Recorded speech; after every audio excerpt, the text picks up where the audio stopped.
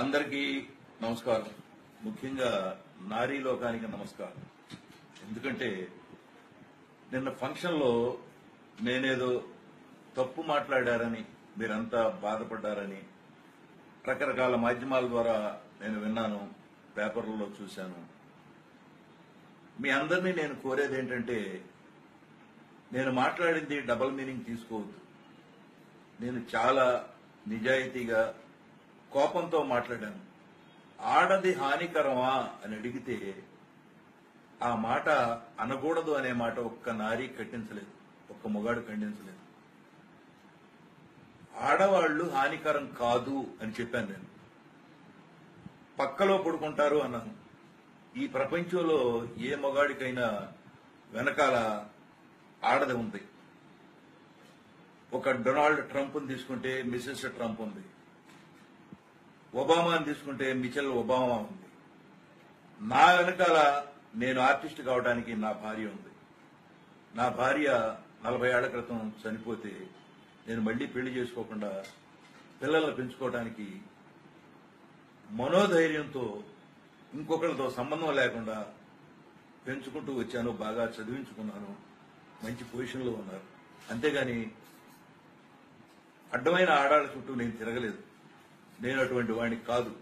ఆడవాళ్ళని ఎంతో గౌరవంగా చూస్తాను. 50 సంవత్సరాల నుంచి నేను సినిమాల్లో యాక్ట్ చేస్తున్నానంటే ఎంతో మంది హీరోయిన్లతో, ఎంతో మంది సపోర్టింగ్ ఆర్టిస్టులతో నేను చాలా గౌరవంగా, నన్ను ఎంతో గౌరవంగా వాళ్ళు చూసుకుంటూ ఉన్నారు.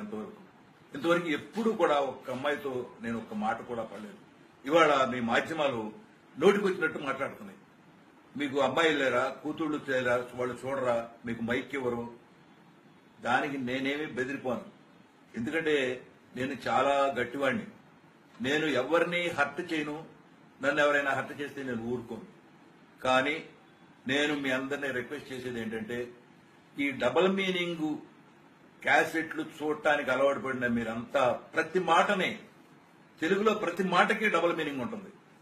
అవి తీసుకోవద్దని, సింగిల్ గా ఆలోచించమని కోరుకుంటున్నాను. అంతేగాక మీలో గనక చాలా మంది హర్ట్ అయి ఉంటే, ఎక్కువ మంది హర్ట్ అయి ఉంటే, వాళ్ళందరికీ నిజంగా నేను మాట్లాడింది తప్పే అని మీరు ఫీల్ అయితే నేను సారీ చెప్తున్నాను. జై మహిళా లోకం. మీరంతా బాగుండాలి, మహిళలంతా ఎప్పుడూ బాగుండాలి.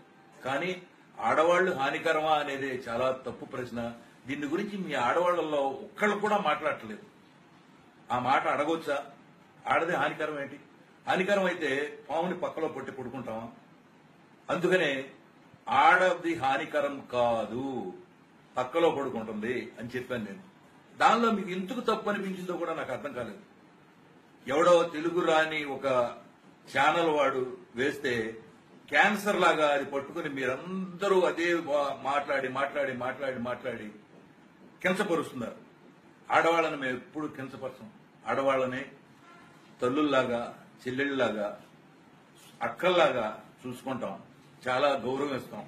ఇప్పుడే కాదు, ఎప్పుడూ గౌరవిస్తామని మీ అందరికీ చెప్తూ నేను సెలవు తీసుకుంటున్నాను. జై మహిళా లోకం.